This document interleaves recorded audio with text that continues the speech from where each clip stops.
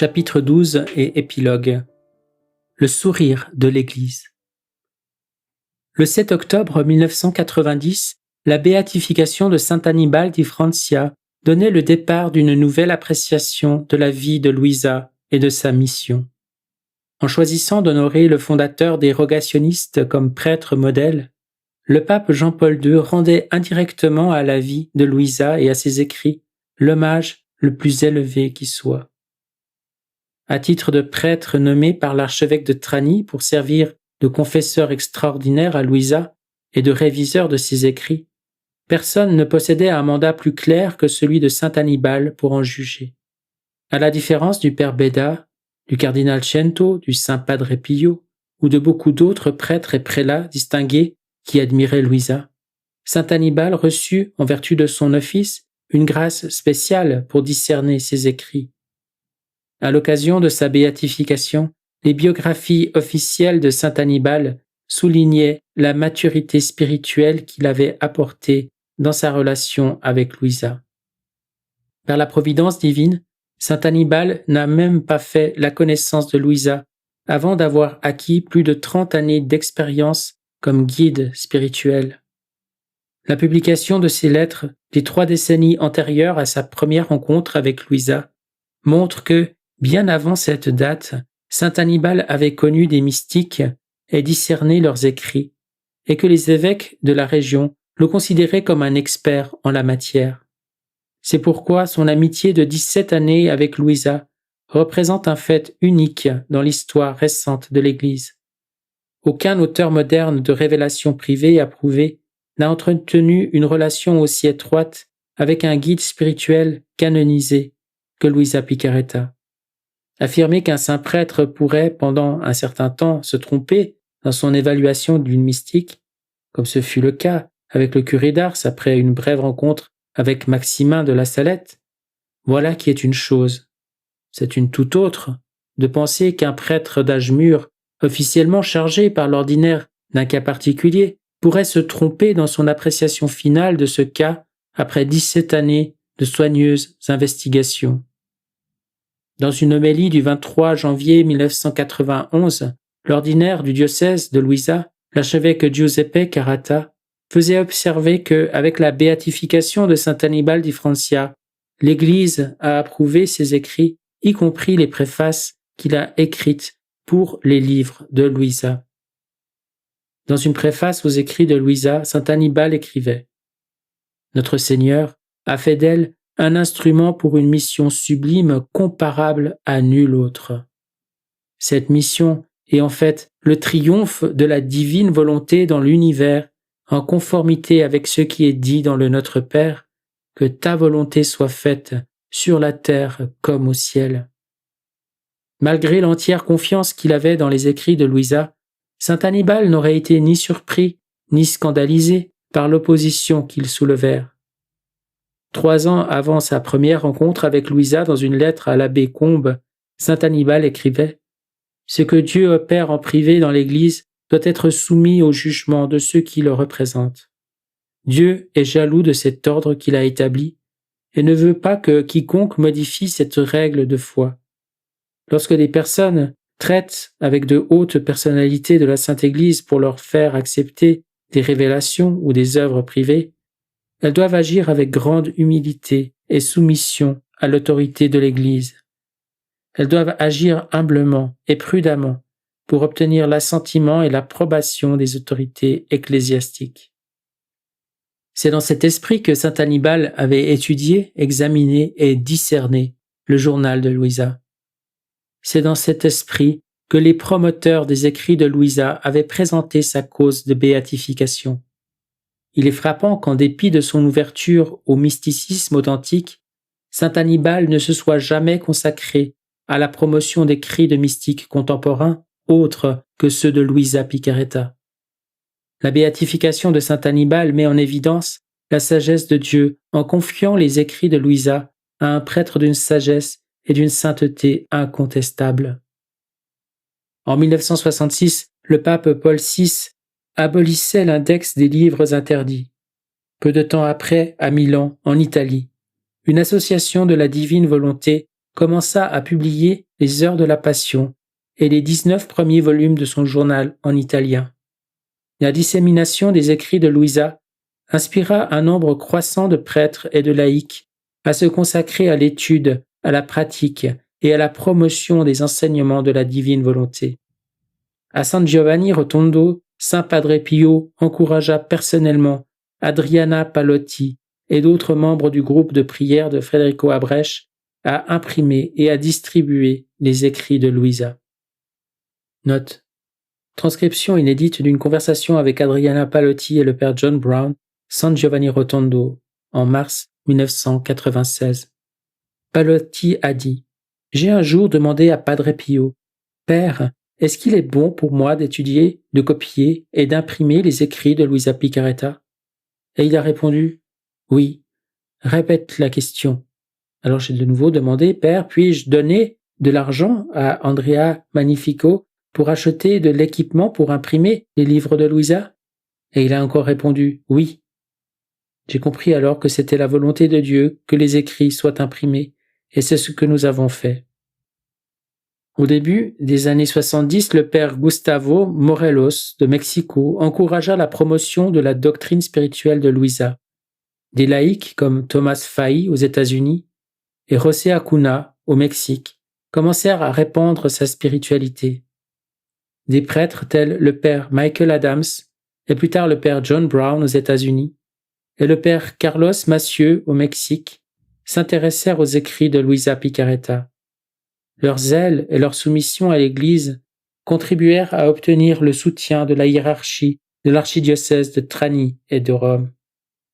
Le 4 mars 1987, 40e anniversaire de la mort de Luisa, l'archevêque Giuseppe Caratta de Trani et sœur Assunta Maragliano fondèrent l'association Luisa Picarretta pour promouvoir ses écrits sur le règne de la divine volonté.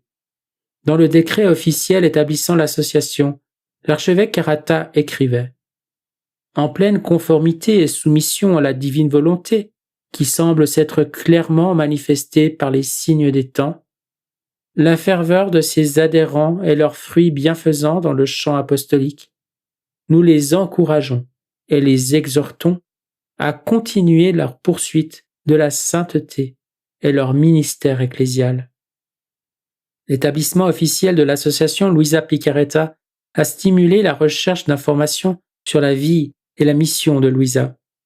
Les témoignages soumis à l'association et publiés dans son bulletin attestent l'ampleur de l'influence de Luisa sur ses contemporains. Beaucoup ont révélé la puissance de l'intercession de Luisa. Giacinta Campione de Corato a raconté combien elle a été impressionnée quand, petite fille, elle a vu le corps en apparence si vivant de Luisa sur son lit de mort. Elle se rappelait les nombreuses grâces que des amis et des connaissances ont obtenues par l'intercession de Luisa. Elle a également décrit un miracle de guérison qu'elle a elle-même reçu en priant Luisa. En mars 1982, Giacinta Campione avait commencé à souffrir d'hémorragie interne et de douleurs stomacales. Les examens médicaux avaient confirmé la gravité du problème et Giacinta Campione a prié Jésus de la guérir par l'intercession de Luisa. La nuit qui suivit sa prière à Luisa, Giacinta Campione fit un rêve marquant. Elle voyait Luisa dans son lit à baldaquin qui lui prenait la main et l'embrassait. Le lendemain matin, sans aucun médicament ni traitement, Giacinta Campione se sentait mieux.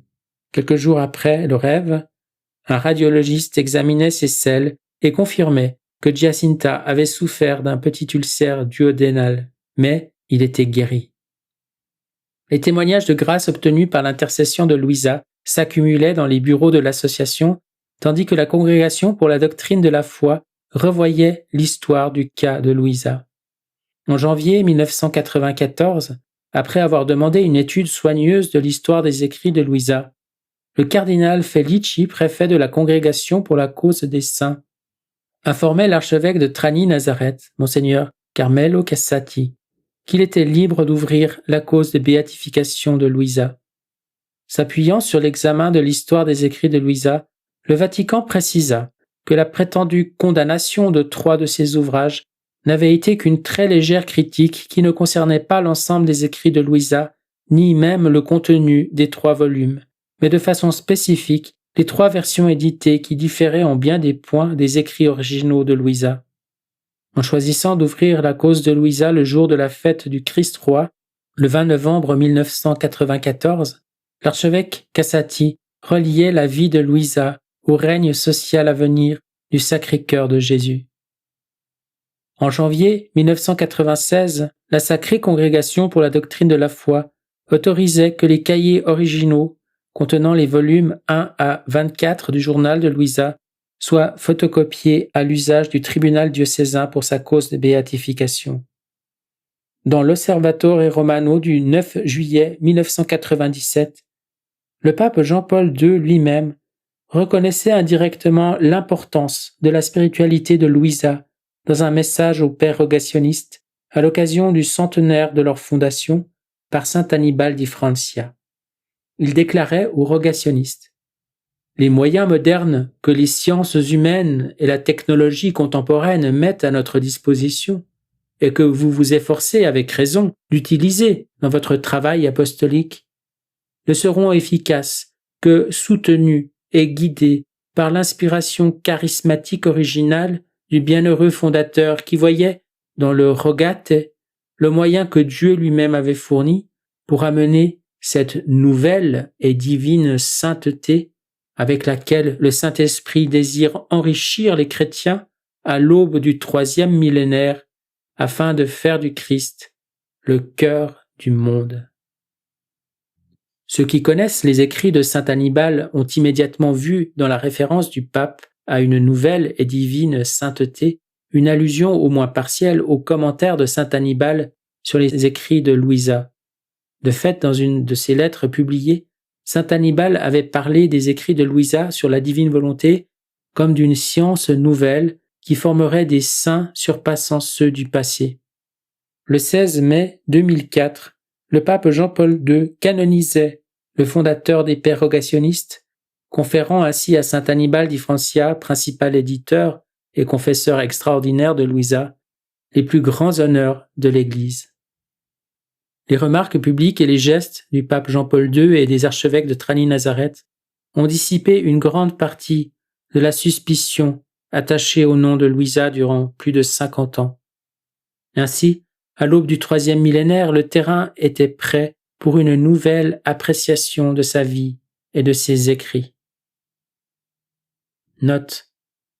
Peu avant sa mort, en 1968, saint Padre Pio a fait une remarquable prédiction concernant l'influence future des écrits de Louisa.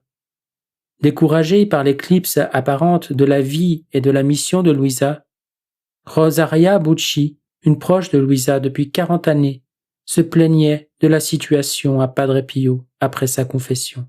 « Continuez, continuez, lui dit-il avec entrain. Le monde sera rempli de Louisa. Le 3e millénaire verra sa lumière. » Épilogue. Que ton règne arrive. La vie de Louisa Picaretta présente 3 critères de son authenticité. La triple confirmation de sa sainteté, les signes des temps et la profonde harmonie entre son message et l'enseignement de l'Église. Le miracle de la sainteté de Louisa rayonne à travers une existence vécue sous un regard presque incessant, dans la souffrance continuelle et une obéissance parfaite à l'Église. Les signes des temps et le développement de la tradition sacrée, y compris les déclarations officielles des papes et les actes solennels, comme l'institution de la fête liturgique du Christ-Roi durant sa vie, s'unissent pour souligner l'urgence et l'importance de sa mission. Les biographies de nombreux saints accentuent la distance qui les sépare du lecteur moyen. Ce n'est pas le cas de la vie et des écrits de Louisa Picaretta. Sa vie nous invite à la rejoindre sur la voie qui conduit au sommet de la sainteté, telle une voie dans le désert du XXe siècle. Louisa s'écrie « Rendez droit le chemin du Seigneur » en proclamant le cri d'amour de notre Sauveur miséricordieux. Que ton règne arrive, que ta volonté soit faite sur la terre comme au ciel.